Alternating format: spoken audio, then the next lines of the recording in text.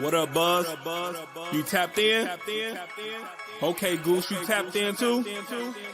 All right, Chicago, y'all tapped in? All right, boys, let's crack 'em. Feel like Mike in the fourth with the ball in my hands and I'm taking a shot. I'm the king in the madhouse on Madison, whether I make it or not. Now the crowd going crazy, they watching the play and I'm watching the clock. Got my shot in the air and the buzzer go off and I'm watching it drop. This team did things, MJ shot City 6 rings. D-Rose too big, too fast, too strong history. And we good on that, put Jilla on the track and we good on wax. 3, 2, 1, everybody say Bulls on tap, Bulls on tap. Our city pretty and gritty, Benny the bull in the crowd getting hyper and litty. Me, I'm so drippy, it's slippery, nothing offends me. Banners on banners, we winners. We got the stats in the news, go and subscribe. Hang out with Buzzy and Goose, tapping with us, we the truth. Jilla just murdered the booth.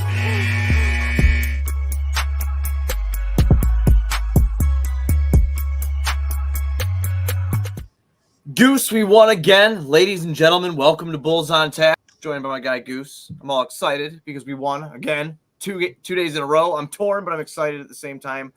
Back-to-back, Bulls beat the Spurs 114-95. Before we get into this, go to ontapsportsnet.com for other Chicago sports literature and podcasting needs. Following us on X.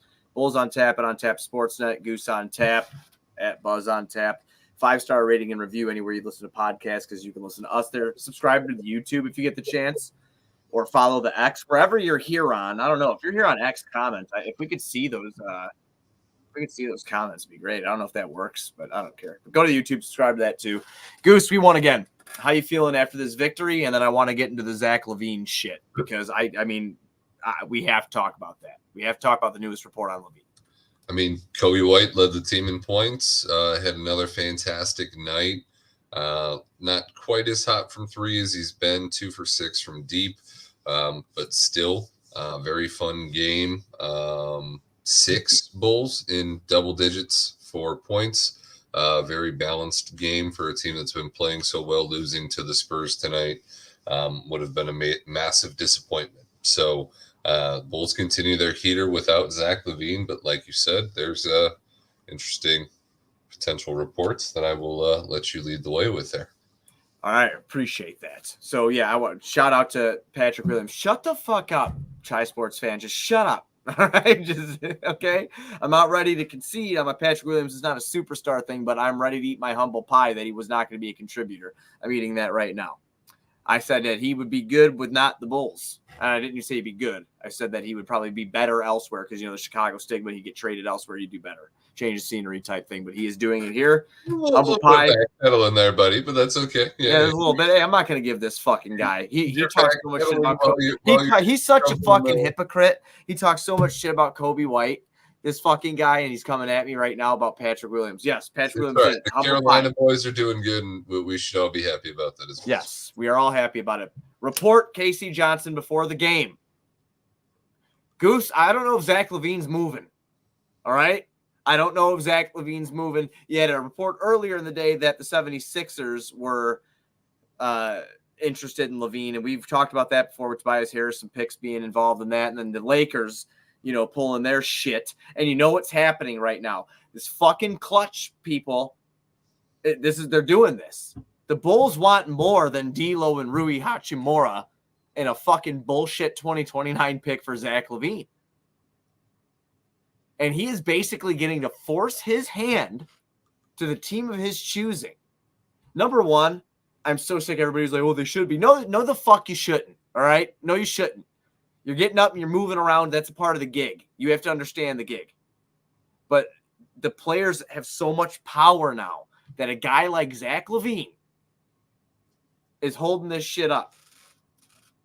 What do you think about this? If he can't come back. If they want to win, brother, they're 4 games away from 500. They're 13-17 now. They are 8-3 without him.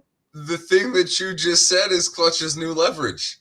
Is this team is doing so well with Zach that you can't let him come back. You're almost willing to let him go at the lowest price you've ever had because your team's having success without him, and throwing him back in there could throw a wrench in that. But I agree with you. I do not want D'Lo, Rui in a protected first from the Lakers. If it's an unprotected first just because of LeBron's situation and the fact that he's not going to be able to play until he's 50, I would have obviously interest in a future first from the Lakers. They're going to. LeBron's gone. I'm assuming Bronny's not coming out this year because of the heart issue that he had. Right. I'm just guessing. We'll see how the season unfolds. We got a lot of season left, right? So we'll see how it unfolds. But right now he's like getting, anywhere from 12 to 15 minutes a game.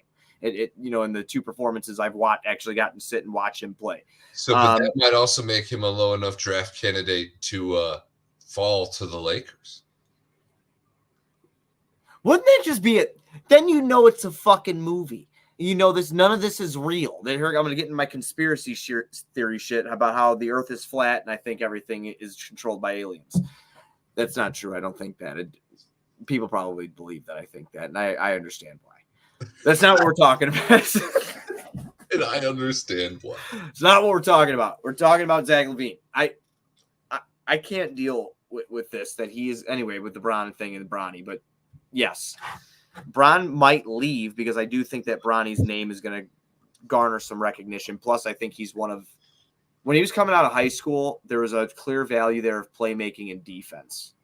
Well, I mean, and for a lot of these teams that aren't the Lakers, that aren't always going to have the best players in the league just come to their team because of their location and their brand and everything that comes with being a Laker. There's teams that would draft Bronny just to have LeBron come play for their team for a year, even if it's the last year of his career, because it's probably the best thing that'll ever happen to the franchise. It'll fucking generate a ton of revenue, for whatever city he goes to. Yeah, just being able to sell LeBron James jerseys for the rest of your franchise's existence, right, will make you enough money to put several grandchildren through college. So, yeah.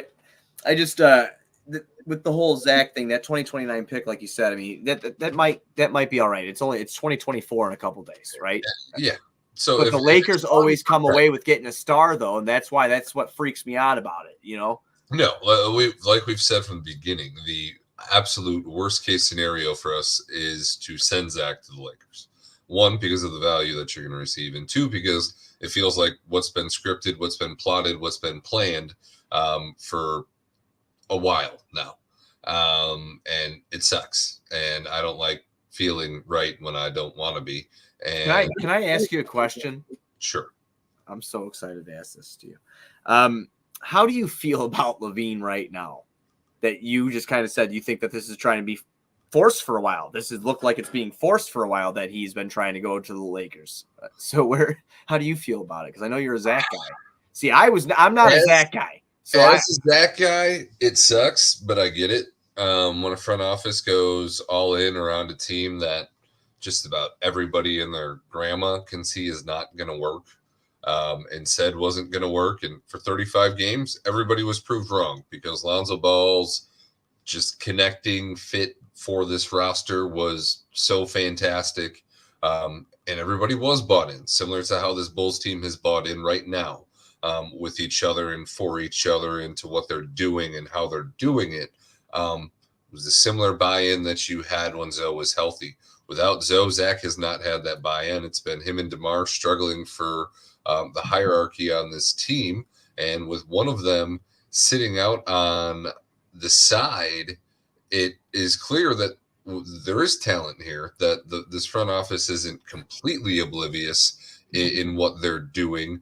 They just don't have players that are all on the same page at this point because continuity has lasted a little bit too long for everybody. So okay, so hang on, brother. One guy derailed it this bad?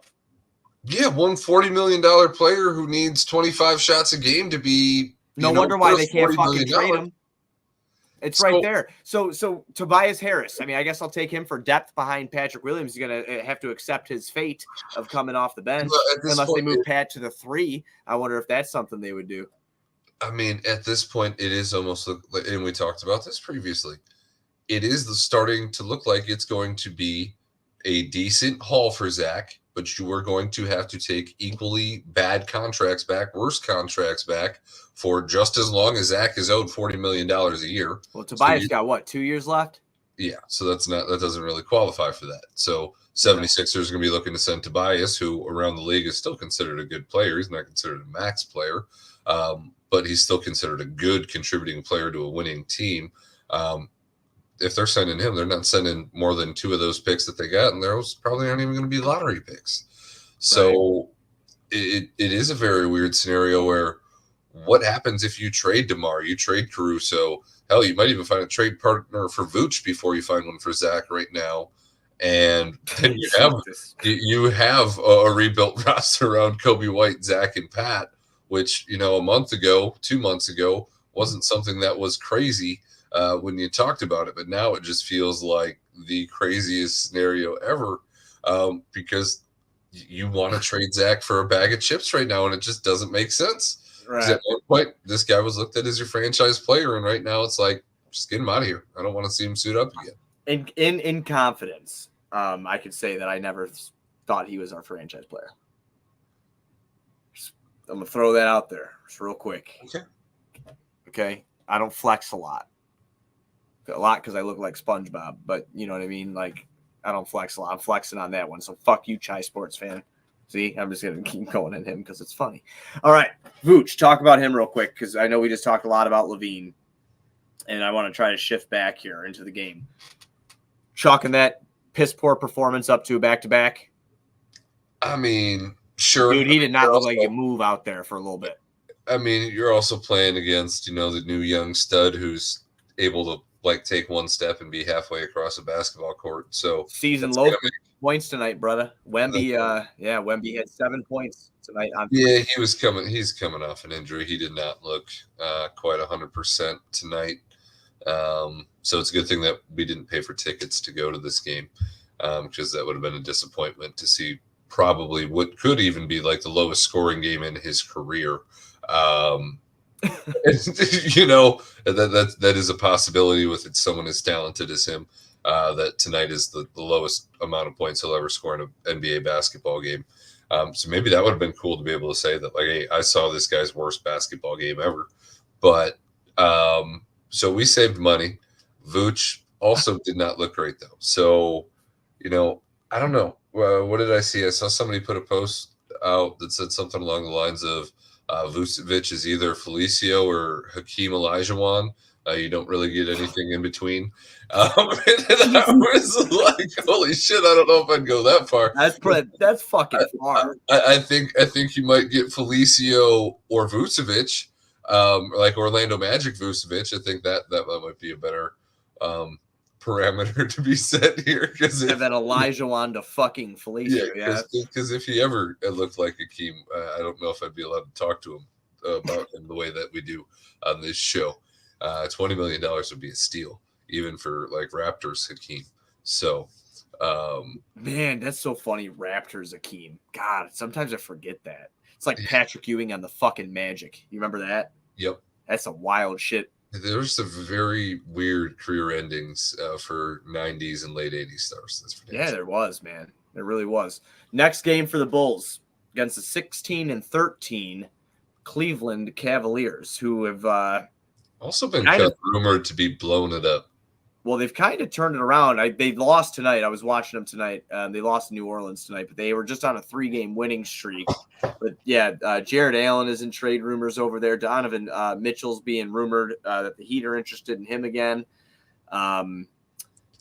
It seems like that from what I've kind of talked to a couple of people who actually cover the Cavs, in a group chat I'm in, they were saying that the team wants to focus on building around Garland again, really focus on putting the ball in his hands and letting him do his thing. I mean, that makes sense. Well, right. I mean, I actually did think for a minute Donovan Mitchell and Darius Garland would work because I didn't think Garland really needed the ball so bad.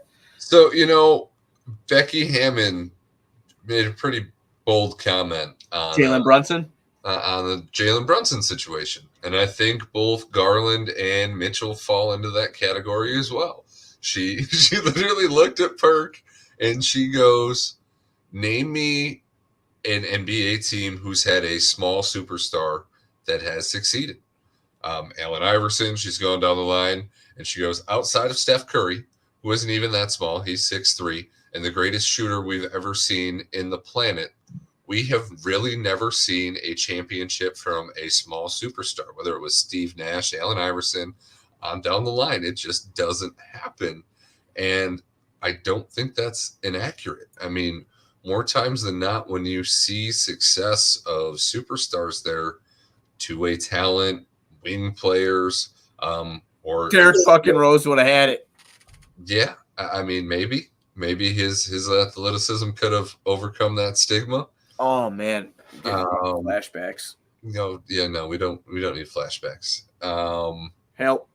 So no, I mean the whole Donovan Mitchell Garland thing. I think Cavs might be SOL regardless. As much as I love Garland, and I do think you could build a very good team around him, I don't think Donovan Mitchell and him was ever going to be the answer. As exciting and as fun as they can be in terms of actual success, wasn't going to happen. Although they do have, some good young talent over there as well. So, they do. To see what they do, because they do have a much better situation than the Bulls. They have two stars that people would actually like to trade for, and young talent that probably is still much higher end than the Bulls have. So this game takes place 7 p.m. on Saturday night. I will most likely be, doing a little bit of the wrapping of the gifts. Oh, that's what we're calling it this week? No, I meant I was going to be ready to go on Saturday night. You fucking dick.